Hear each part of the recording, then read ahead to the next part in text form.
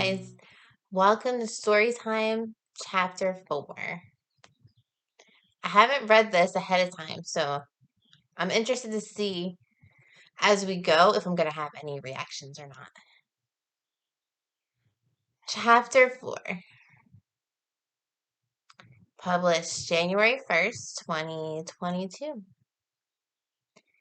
I had a number of unexplainably non-coincidental dreams at this time.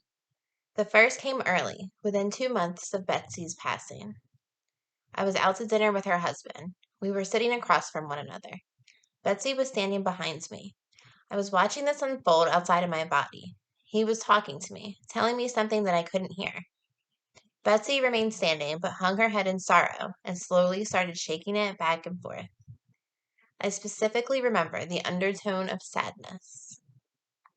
Shortly after this, her husband called me to go out to dinner. He sat across from me and told me that he had begun a relationship with someone who had been a friend of Betsy's. Oh my, the sadness, promptly piercing me in the chest like an arrow to a bullseye.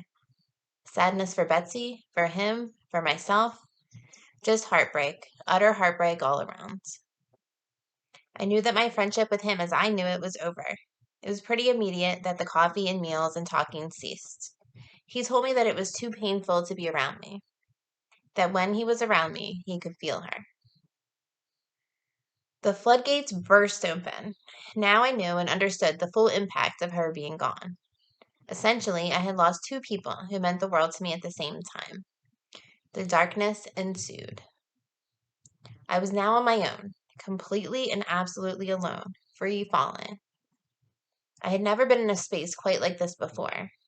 Not that I hadn't experienced darkness before this time in my life. I've certainly had my fair share of demons to battle.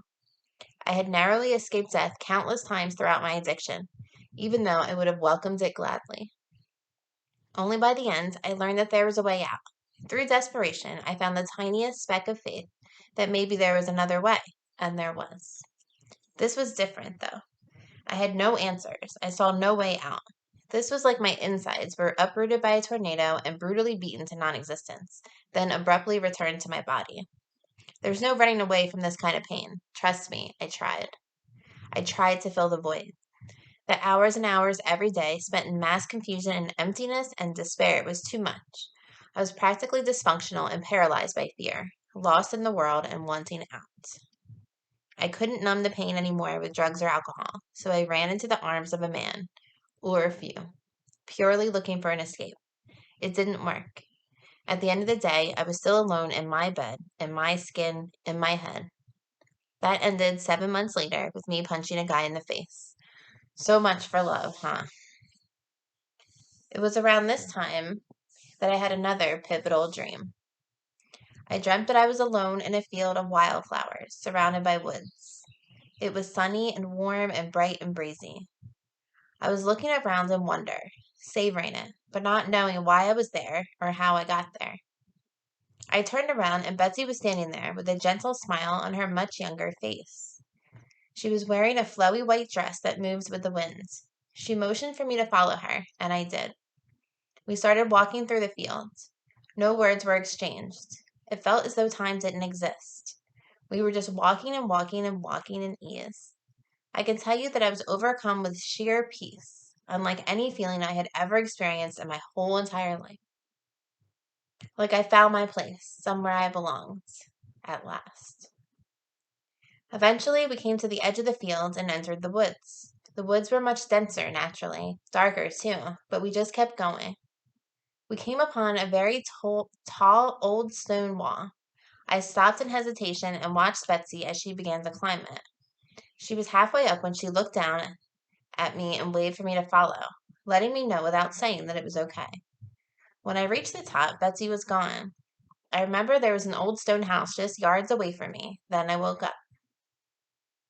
This dream impacted me immensely and immediately. I knew that Betsy was showing me where she was and that she was okay. Beyond okay. I knew that she was telling me that I would be okay too, that I just needed to keep going. I had to keep moving forward no matter what, no matter how I felt or what I wanted to do. I just had to keep going. These are some of the fundamental things that Betsy had taught me early on in our relationship, and I believe that she came to remind me. This gave me all the strength I needed to go on.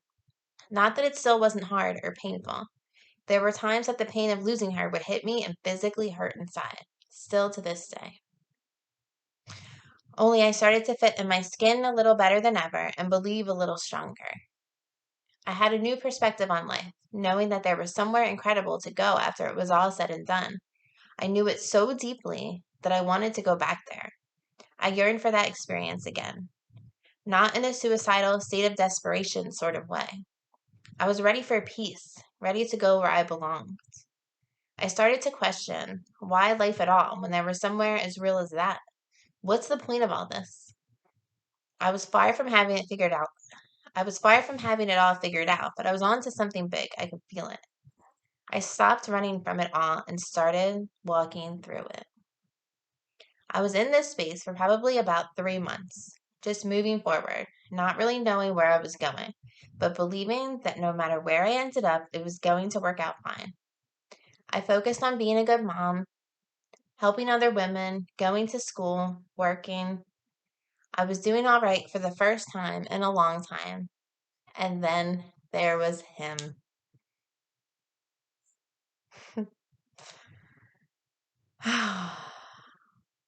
My sweet, innocent self after that dream.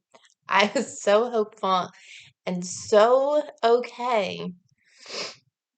And I had no idea that how this upcoming relationship was going to change everything further. So you'll see. I promise you'll see. Um yeah, I still remember that dream. I can still feel that peace when I think about it. And I think it's amazing. Really amazing. So when I wrote this in my blog, I asked people to share if they had any dreams like that because I just think, like, what a gift. How, like, what a gift, you know? So anyway, I'm just rambling. But thank you for listening to chapter 4.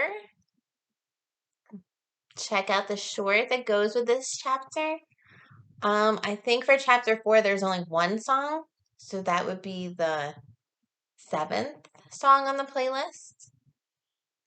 Um, yeah, thank you guys for your support, and if you have any comments, questions, whatever, feel free to leave it down below. Thank you guys.